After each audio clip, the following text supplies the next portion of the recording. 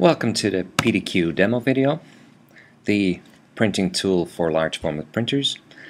On the main interface of PDQ we can add images in different ways. The first way is to actually go to the Add button, go to any folder and select an image and load it onto the canvas.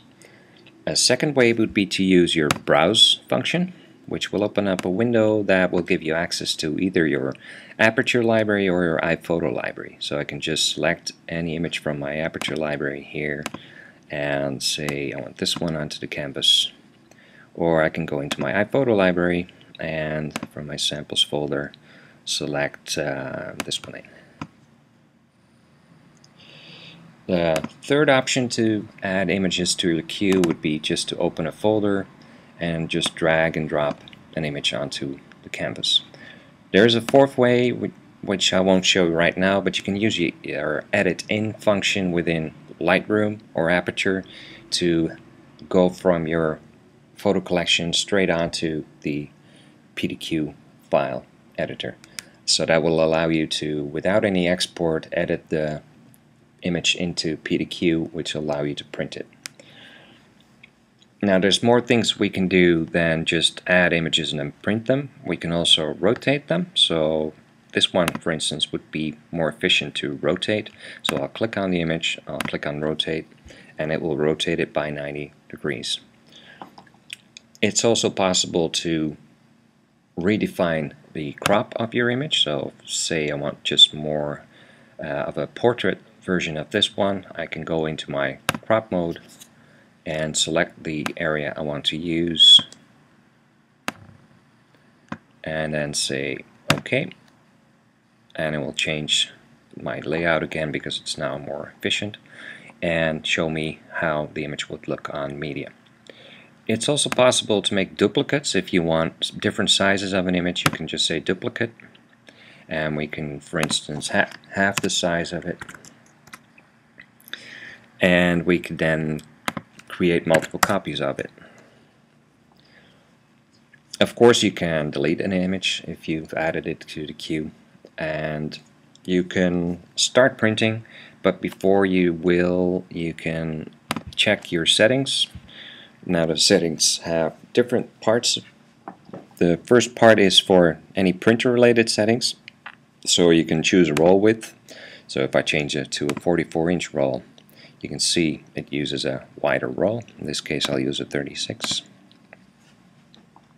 You can decide if you want to cut after printing, and you can add cut marks to each of the images, which will allow you to cut them because they are on the inside corner. So once you cut one end, you won't lose the rest of the cut marks. You can define your print quality with a simple slider. You can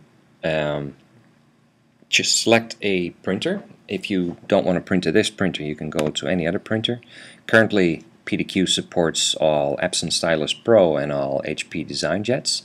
So for instance, if I want to print to an Epson Stylus Pro 4900, you see I have a lot bigger images now. That's because the maximum roll width on an Epson is 4900 is 17-inch. So in this case I'd have to redo my images so they would actually fit, because most of the images are now too big for the paper. But on the Epson you can also choose the Epson related features like matte or photo black ink, all of your quality settings and print quality, and you've got the option to use besides the default printer color management, which you would use for HP printers, you can choose application managed colors for Epson, where you can load a profile here, select a rendering intent, and choose black point compensation. And then you can even adjust the saturation, which is not as great if you do it in Photoshop, so this actually works better to increase the saturation. The features here are selecting a different interface language. You can go to Dutch if you like, and back to English, and you can select imperial sizes if you're used to feet and inches more than millimeters and meters. PDF resolution, that will allow you to set the resolution at which PDF files will be rasterized. So all normal images will remain there retain their resolution, but PDF images are rasterized at the resolution you define here. Nested space will allow you to set the space in between images. Let me go back to a wider printer first to show you. We'll go to a really wide printer and then select a really wide roll, and then you can see the space between the images is now just 5 millimeters. If we want 25 millimeters here, we can set that and it will be increased to 25 millimeters. You can also choose to have the file name printed in the lower left corner of each image. And when you're happy with the setup, you can simply start the print queue.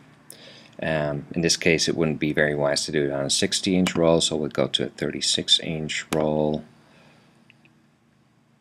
And we'll go to a different printer. We'll go to 3200 or 36-inch.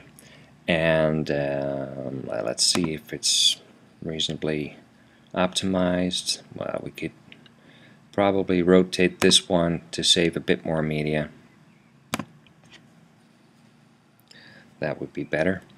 Now if we're ready to print, we can simply say start. It will ask me for a confirmation, so you can cancel if you've forgotten something. If you click on OK, each of the horizontal rows of images will be rasterized and sent to your printer as individual jobs. So you can see right here I have now 4 jobs in my printer. The first one, let me double click it for you, shows you the first 2 images, and the other 3 are the next jobs. So PDQ will allow you to easily set up your roll on any printer, as long as it's an Epson or an HP roll printer.